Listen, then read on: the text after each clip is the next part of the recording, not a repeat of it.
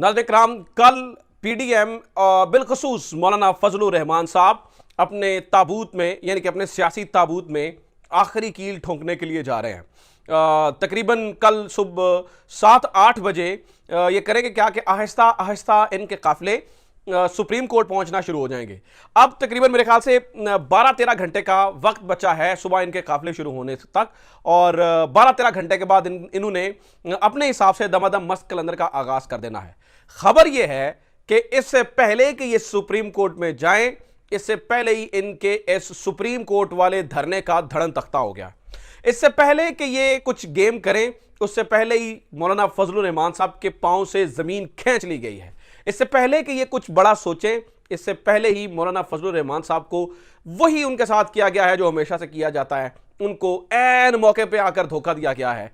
मैं आज की वीडियो में आपके सामने रखने जा रहा हूं कि इस वक्त मौलाना साहब उदास क्यों हैं, मौलाना साहब परेशान क्यों हैं, उनकी आंखों में आंसू क्यों हैं, और मौलाना का साथ जो है ना वो किसने बेवफाई की है, किसने पीठ में छुरा खोंपा है, और किस तरह से ये एहतजाज, ये सो कॉल्ड एहतजाज जो सुप्रीम कोर्ट के सामने होना था, वो 12-13 घंटे पहले ही उसका धड़न तख्ता कैसे हो गया है। नाज़रीन इकराम, इस वक्त तो सूरत हाल ये है कि इमरान खान आपको आज का राउंड, कल का राउंड और इससे पिछले दिनों का राउंड जीतता हुआ नजर आ रहा है। वैसे तो इन दिनों में सिचुएशन ये है कि जो आपको ये बताए कि आगे इसका एंड रिजल्ट क्या होगा, जो आपको ये बताए कि अब जो है ना वो एंड रिजल्ट जो है ना वो क्या निकलने वाला है, वो मुझे लगता है कि गलत बयानी कर रहा होगा।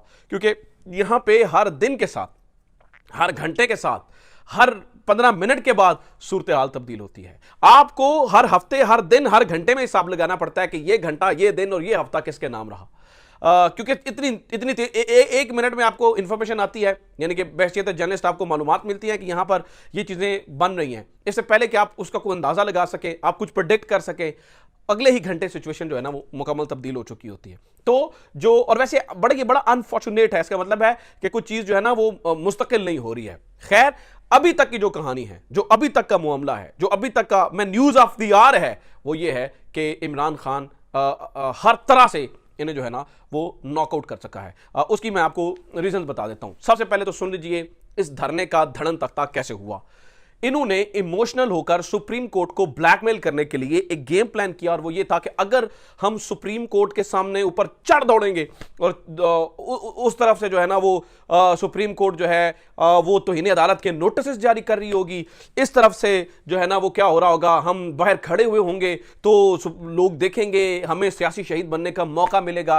अब नाज़रीन इकराम, मैं बार बार ये कहता रहा हूं कि इसका मतलब है ये चीफ जस्टिस उमर अता बंदयाल की शख्सियत को अभी तक भी नहीं जान पाए। इतनी देर हो गई है, अभी तक ये उमर अता बंदयाल साहब की शख्सियत को समझ ही नहीं पाए हैं, इन्हें अंदाजा ही नहीं है। उस बंदे के ऊपर जितना दिल आप प्रेशर डालें, आप जितना प्रेशर डालते चले जाएंगे, जितना आप उसे दबाते चले जाएंगे, वो उतना ज्यादा उभरता चला जाएगा। ये इनको समझ नहीं आ रही, और ये इनको समझ आनी भी नहीं थी। बहरहाल नाज़रीन इकराम, इन्होंने ये गेम प्लान किया।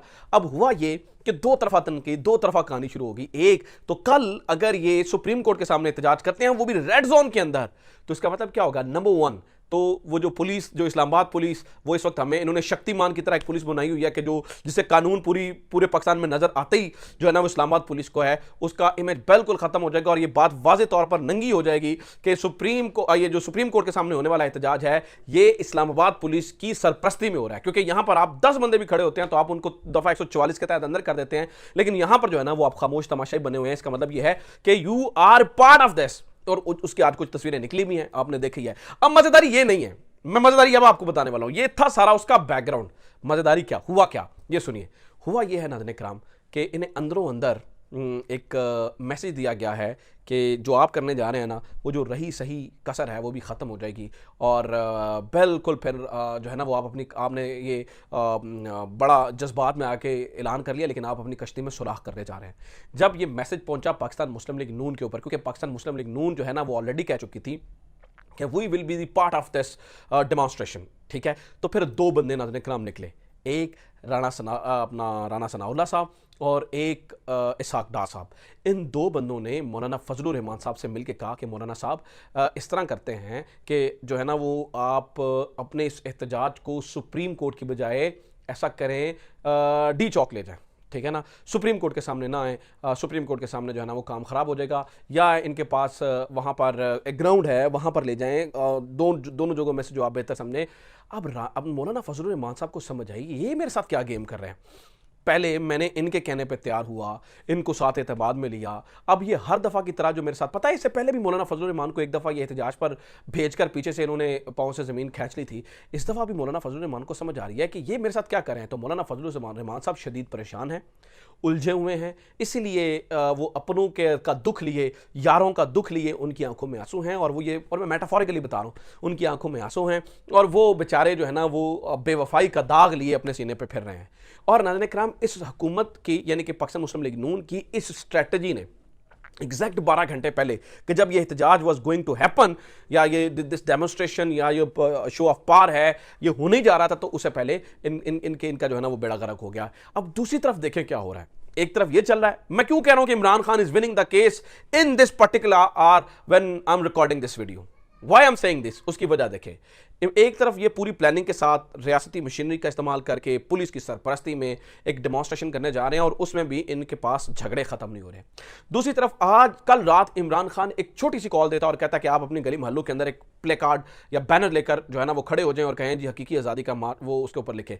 नाज़रीन किराम, आज इतनी बड़ी तादाद के अंदर, अभी आप ट्विटर खोल के देखें, फेसबुक खोल के देखें, आपको नजर आएगा कि वीडियोज ही वीडियोज हैं जिसमें हकीकी आज़ादी की सिर्फ जो है ना वो बात हो रही है। वैसे तो एक नाज़रीन किराम कहानी ये भी है, मुझे इस बात की समझ नहीं आती, इतना डर गई है गवर्नमेंट, इतना डर गई है, बेवकूफ़ है, इतना डर गई है कि इन्होंने सोशल मीडिया साइट्स बंद कर दी हैं।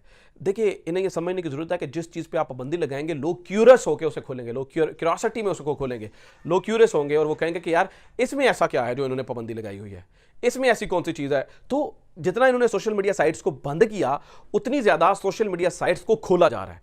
जितना इन्होंने इंफॉर्मेशन ब्लॉक करने की कोशिश की, उतनी ज़्यादा लोग उस इंफॉर्मेशन को जो है ना वो एक्सेस कर रहे हैं। ठीक है, तो इमरान खान की आज वो इतनी कामयाब चीज़ें हुई।